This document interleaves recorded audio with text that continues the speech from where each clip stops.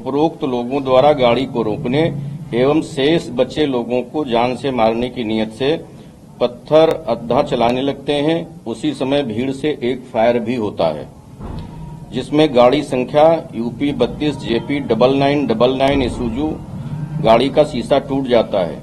उक्त घटना में मेरे बेटे श्री अखंड प्रताप सिंह बाल बाल बच जाते हैं।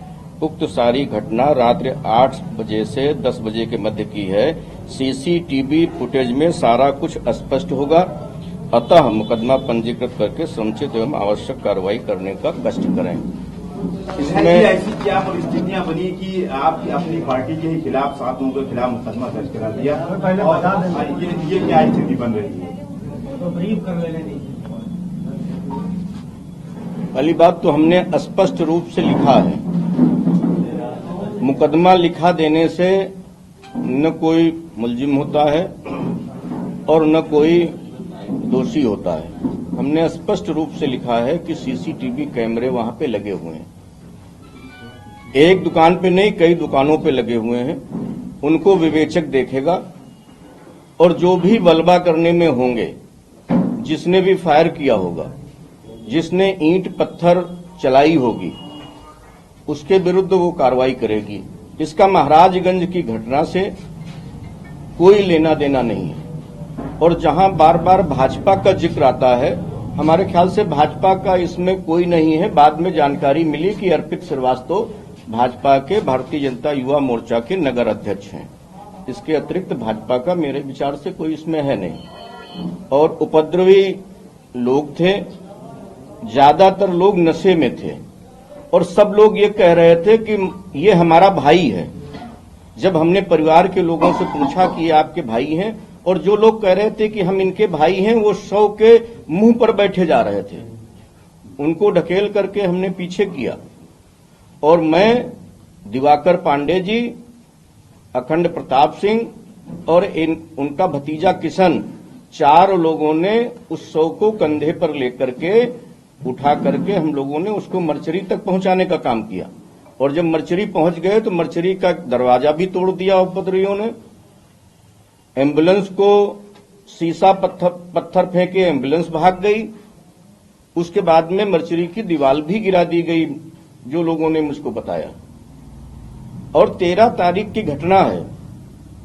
कई लोगों ने कहा कि अपने लोग हैं, तो हमने कहा कि अगर कोई अपना है तो आ करके बता दे।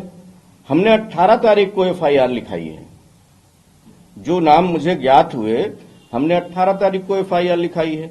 और इसमें कहां से ये बात आ गई, अखिलेश जी हो या कोई अन्य नेता कह रहा हो कि भारतीय जनता पार्टी ने दंगा कराया और भारतीय जनता पार्टी के नाम ही भारतीय जनता पार्टी के विधायक ने लिखा दिया।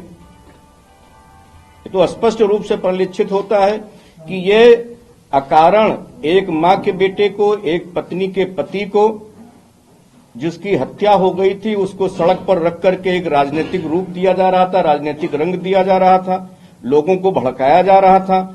और उस भड़काने को रोकने के लिए और उसको सुरक्षित उठा करके हमने, और जिलाधिकारी और सिटी मजिस्ट्रेट, डीआईजी, कमिश्नर, सारे लोग मौजूद थे।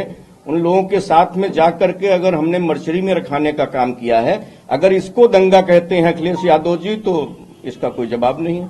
हमारी इस संबंध में कोई बात नहीं हुई है किसी से, न विवेचक से हुई है। जिस दिन से मुकदमा हमने लिखाया है, सारा कुछ जनपद हमारा सुरक्षित रहे, जैसे आपसी सौहार्द था उसी तरह से सौहार्द चलता रहे। बीच में फिर हम गए थे, परिवार के लोगों से मिले थे, उनकी सबकी, उनकी पत्नी की, उनके भाई की, उनके साले की, उनकी सास की, उनकी दोनों बहनों की, उनके माताजी की, उनके पिताजी की सारी बाइट हमारे पास सुरक्षित है 16 तारीख की, जिसपे उन्होंने कहा है कि हम माननीय मुख्यमंत्री जी के आश्वासन से और उनकी बातों से पूर्ण रूप से संतुष्ट हैं।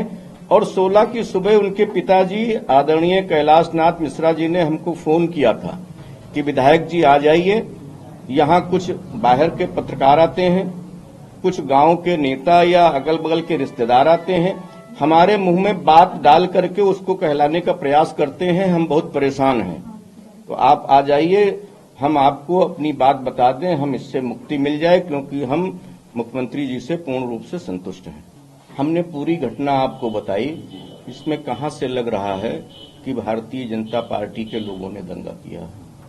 भारतीय जनता पार्टी का विधायक और आपकी ही पत्रकार श्रेणी में आते हैं दिवाकर पांडे जी, अखंड प्रताप सिंह और एक उनका चचेरा भाई किशन मिश्रा, क्योंकि 2 महिलाएं थीं, किशन मिश्रा था और एक नाबालिग उनका साला था मौके पर।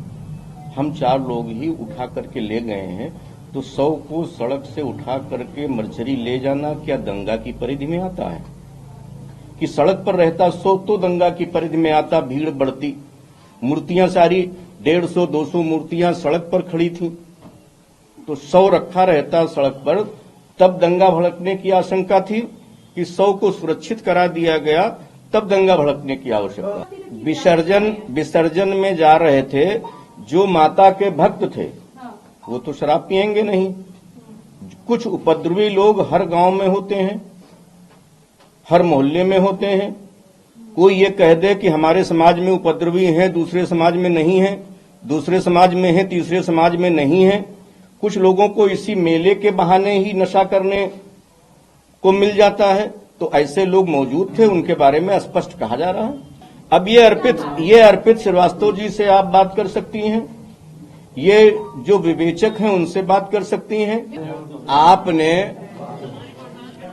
आपने वो वीडियो देखा है? वो 2 सज्जन क्या कर रहे हैं? चिप्पड़ बना रहे हैं कागज पे। तो एक नशेड़ी क्या कर सकता है? अगर आपको नशेड़ी की बातों पर विश्वास है तो फिर हम लोग, जैसे हम राजनीति करते हैं, आप भी समाज के चौथे स्तंभ हैं। अगर नशेड़ी के ऊपर विश्वास करेंगे, दोनों लोग आप बैठे हैं, और वो कह रहा है कि हाँ, तो एक तो ये भी कह रहा है कि जिसका जब नंबर आ रहा था तब जला रहा था, तो कोई नंबर अलॉट था क्या?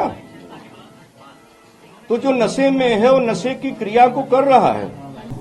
उसमें बलबा की धाराएं हैं, 147, 148, 149 जो पहले होती थी, वो परिवर्तित होकर के 191 और उन धाराओं में परिवर्तित हो गई। उसमें एक धारा लगी हुई है, धारा 34 पहले थी, अब वो संशोधित हो गई है। वो लगी हुई है कि सबके जितने लोग थे वहां सबकी सहमति से ये कार्य किया गया, सारे लोग शामिल थे।